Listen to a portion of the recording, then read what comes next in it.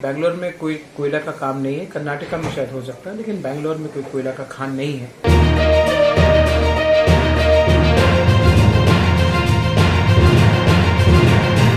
हंसु त्रिपुरा ने शायद कुछ कहा है।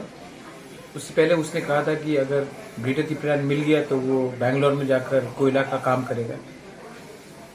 पहला बात है कि बैंगलोर में कोई कोयला का काम नहीं है। कर्नाटका में शायद हो सकता है, लेकिन बैंगलोर में कोई कोयला का खान नहीं है तो वो बैंगलोर में जाकर कोयला का खान का काम करे।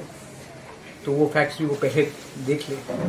दूसरा बात है कि आई थिंक ये जो स्टेटमेंट्स आ रहे हैं बीजेपी से, क्योंकि वो लोग डर चुके हैं, तो अपने पार्टी से, बीजेपी की पार्टी से बहुत लोग पार्टी छोड़कर मौथा में ज्वाइन कर रहे हैं। इसके लिए अपने लोगों को एक विश्वास देने के लिए कि आप मौथा मत जाइए, हम मौथा के खिलाफ है। इसके लिए अपने पार्टी को एक रखने के लिए, नहीं टूटने के लिए वो ये स्टेटमेंट्स दे रहे हैं। मैं हंसु त्रिपुरा से या स्टेट गवर्नमेंट से ग्रेटर त्रिपुरालैंड की डिमांड नहीं कर रहा हूँ।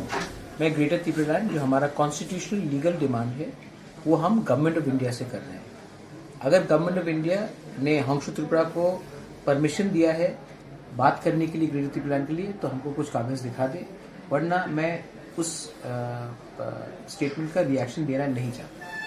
उन्होंने बोला है आपका जो ग्रेटर त्रिपुरालैंड मांग रहा है उसका कोई बिल अभी पास नहीं हुआ, उसका कोई लेटर वगैरह कुछ नहीं है।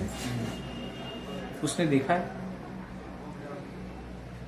अगर वो देख सकता है, अगर वो पढ़ सकता है तो आकर अपने ही वीडियो को वो लोग देख ले। हमने रेजोल्यूशन पास किया था, रेजोल्यूशन एक ग्रेटर त्रिपुरालैंड के लिए हमने पास किया था। वो रेजोल्यूशन पब्लिक कैमरा के सामने है और उस रेजोल्यूशन में बीजेपी का एक भी ऑपोजिशन एमडीसी ने उस समय ऑब्जेक्शन नहीं किया था। अगर उसको इतना ऑब्जेक्शन था तो वो उसी टाइम कर लेता। लेकिन ठीक है, मैं हंसु को ब्लेम नहीं करता हूँ। मैंने पहले भी कहा है, चाबी कोई और लगाता है, बात कोई त्रिपुरा करता है। ठीक है, ये राजनीति है। हम अपने लाइन में हैं, बीजेपी का अपना लाइन है और बीजेपी बहुत स्टेटमेंट्स देंगे क्योंकि उनको अपना पार्टी को एक रखना है। और अगर उनको अपने पार्टी को एक रखना है तो पार्टी में आपने अलायंस क्यों किया आईपीएफटी के साथ जब उन्होंने त्रिपुरालैंड डिमांड किया था? अभी भी अलायंस में क्यों है उनके संग आप, जब उन्होंने त्रिपुरालैंड डिमांड किया था? जब आईपीएफटी डिमांड करता है तो ठीक है, लेकिन जब त्रिपुरा मौथा डिमांड करता है तो उनको प्रॉब्लम है, क्योंकि वो लोग जानते हैं कि त्रिपुरा मौथा कॉम्प्रोमाइज नहीं करने वाला।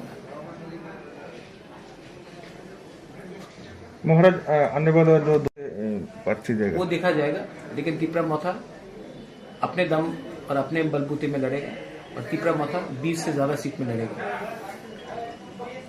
कुछ दल के साथ आप एक साथ लड़ गए? किसी के संग मेरा बात नहीं हुआ है।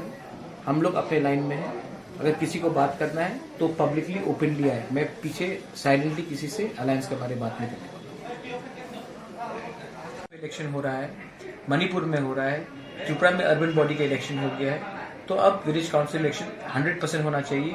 और उसके लिए हमने आज ही डिसीजन लिया है कि हम लोग गवर्नर के पास जाके सबमिशन देंगे। उसके बाद हम जाकर स्टेट इलेक्शन कमीशन से बात करेंगे और अगर तभी भी कुछ रिलीफ नहीं मिला तो हम हाई कोर्ट में जाएंगे। लेकिन आज बीजेपी प्रेस मीट जब हो रहा था उस समय टिंकुराल महोदय जी बोल रहे थे कि अभी तो कोविड का सिचुएशन है, नहीं तो हम भी चाहते हैं। तो यूपी में इलेक्शन कैंसिल करा दीजिए ना, तब आप मणिपुर में इलेक्शन कैंसिल करा दीजिए।